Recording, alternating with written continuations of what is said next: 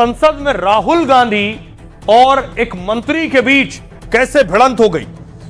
गद्दार बनाम देश के दुश्मन की लड़ाई।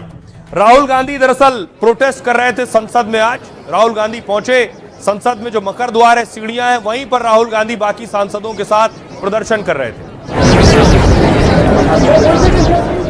और इस बीच राहुल गांधी और रवनीत बिट्टू आपस में भिड़ गए उसी जगह जहां राहुल प्रोटेस्ट कर रहे थे। अगली तस्वीर देखिए, ये रवनीत बिट्टू जा रहे थे, राहुल ने उन्हें टोका तो उन्होंने भी जवाब दिया। सुनिए।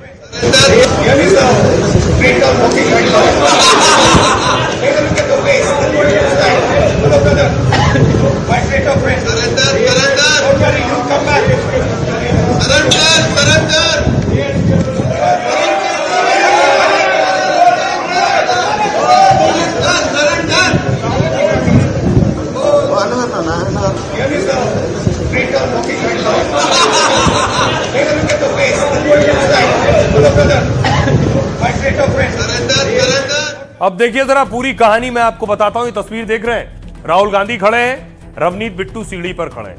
राहुल गांधी ने केंद्रीय मंत्री को गद्दार दोस्त कह दिया। दूसरी ओर केंद्रीय मंत्री ने राहुल को देश का दुश्मन बता दिया। दरअसल कांग्रेस के कुछ सांसद मकर द्वार पर प्रदर्शन कर रहे थे।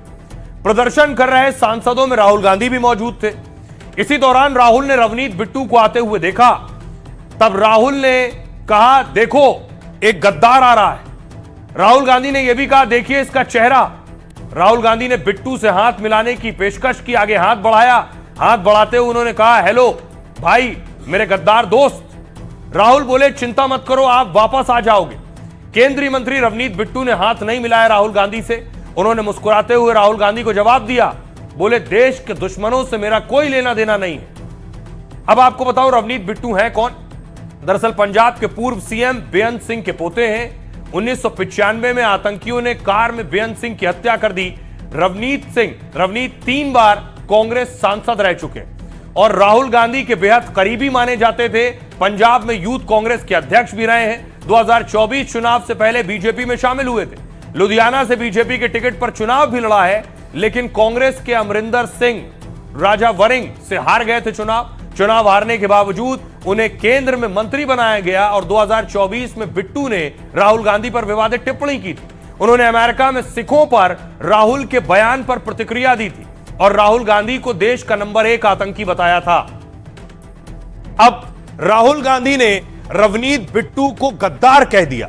रवनीत बिट्टू पंजाब से आते हैं, उसके बाद प्रदर्शन शुरू हो गए, नाराजगी और गुस्सा। फिर देखिए दिल्ली में कांग्रेस दफ्तर के लिए प्रदर्शन शुरू हुआ। ये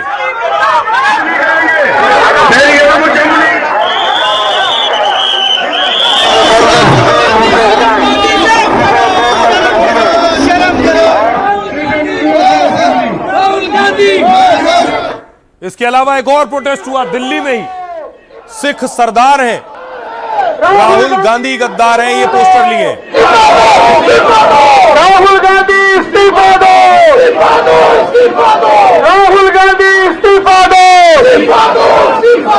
कांग्रेस पार्टी शर्म करो, कांग्रेस पार्टी शर्म करो। दूसरी तरफ अमृतसर में भी प्रोटेस्ट हुआ राहुल गांधी के खिलाफ और उनका पुतला भी जलाया गया।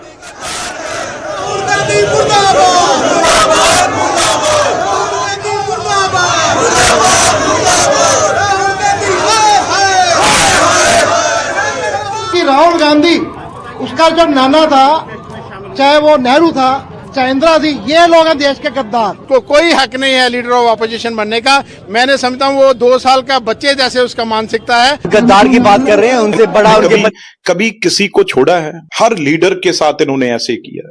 हर जिसको चाहते हैं उसको बनाते हैं, जिसको चाहते हैं उतारते हैं। इनकी फितरत ये रही है। कुलीग्स के प्रति उनका बिहेवियर भी अपने आप को ऊपर समझना।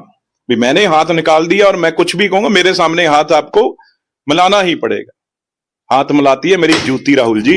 पार्टी छोड़कर चला गया कांग्रेस और राहुल गांधी जी, जिसने उसको सब कुछ दिया, वो जो छोड़कर गया जब सबसे ज्यादा जरूरत थी पार्टी को इलेक्शनों में, तो वो गद्दार नहीं है तो क्या है। इसलिए जो राहुल जी ने उसको नाम दिया है वो बिल्कुल सही है। बिट्टू जी उनकी पार्टी में थे और उनकी पार्टी को छोड़ दे, बट तो ये कहना है कि अच्छा भाई, मैं समझ सकता हूं कि अगर आपको इस पर नाराजगी एक्सप्रेस करनी है तो कहिए, अरे my friend, my long lost friend, उसने ये भी बोला यू विल कम बैक। अरे एक तरफ से उसको बोला है traitor, traitor you will come back. अरे मेरे भाई, अगर ट्रेटर है, तुम्हारे और भी कई दोस्त यार होंगे, मित्र होंगे जो ट्रेटर होंगे। राहुल गांधी जी, अगर कोई गद्दार है तो आप हैं। सिख सरदार है, वो कभी गद्दार नहीं हो सकता, लेकिन आप द्वारा इस तरह की मानसिकता को दर्शाना, सिखों के प्रति इस तरह के अपशब्द बोलना, ये बताता है कि कांग्रेस की आज भी मानसिकता में बदलाव नहीं आया। जब देखा तो राहुल जी ने बिल्कुल ठीक कहा कि मेरे गद्दार दोस्त आ रहे हो। ये प्रेस कॉन्फ्रेंस करके बातें कर रहे हैं, सिखों को बोला, पहले ये तो पढ़ लो कि बिट्टू सिख है, सिखों से पूछ लो पंजाब में जाकर कोई ऐसी पंथक जथेबंदी जिसने इसका गुस्सा किया, बताइए। 4 लोग आरएसएस के बैठकर आरएसएस के सारे इशारे पे जो एक वर्गीकरण की राजनीति करती है, वो जो सिखों की दुश्मन है, उसके इशारे पे वो सर्टिफिकेट देंगे हमें। राहुल गांधी के इस रिमार्क को लेके बहुत एंग्विश और बहुत गुस्सा जो है चारों तरफ पूरे देश भर में है। जिस व्यक्ति के दादा ने इस देश की एकता और अखंडता के लिए अपने प्राण न्यौछावर कर दिए हों, वो व्यक्ति आपको देशद्रोही दिख रहा है, और जो देश के टुकड़े टुकड़े करने की बात करता हो वो आपकी आंख का तारा है। तो किस सोच के साथ जो है लीडर ऑफ ऑपोजिशन इस देश में राजनीति कर रहे हैं। और आइए, सिर्फ इतना ही नहीं, कुछ और भी हुआ कोर्ट में आज। क्या हुआ संसद में, जरा संसद में विपक्ष का महिला मोर्चा, संसद में हुआ क्या। दरअसल आज पहले संसद परिसर के बाहर प्रदर्शन हो रहा था और सांसद प्रदर्शन कर रही थी।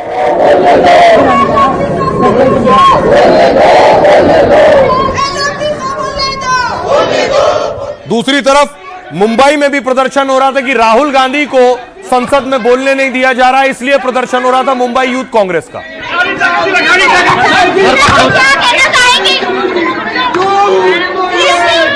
दूसरी तरफ संजय सिंह भी संसद में प्रदर्शन कर रहे थे, परिसर में ही संजय सिंह दूसरे सांसदों के साथ।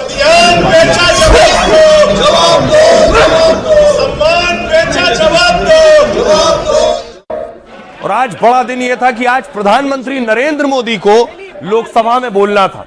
पीएम मोदी लोकसभा में बोलना चाह रहे थे, लेकिन विपक्ष इसका विरोध कर रहा था। उसने ठान लिया था कि पीएम मोदी को बोलने नहीं देंगे। इसलिए विपक्षी महिला सांसदों ने क्या किया कि प्रधानमंत्री नरेंद्र मोदी की कुर्सी का घेराव कर लिया। उनके आने से पहले वहीं पहुंच गए और वहीं प्रदर्शन करने लगी।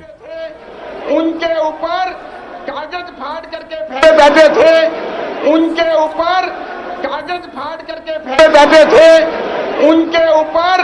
दूसरी तरफ राहुल गांधी आज वो किताब लेकर आए जिस किताब का जिक्र वो कर रहे थे, और उन्हें कहा गया कि किताब छपी नहीं, तो आप आखिर इस किताब का जिक्र क्यों कर रहे हैं। तो राहुल गांधी को जवाब देने के लिए निशिकांत दुबे एक किताब लेकर आए जिसमें दावा था कि नेहरू जी ने बहुत सी जमीन चीन को दे दी। किताब है सर, जो मथाई साहब, जो नेहरू साहब के पीए हुआ करते थे,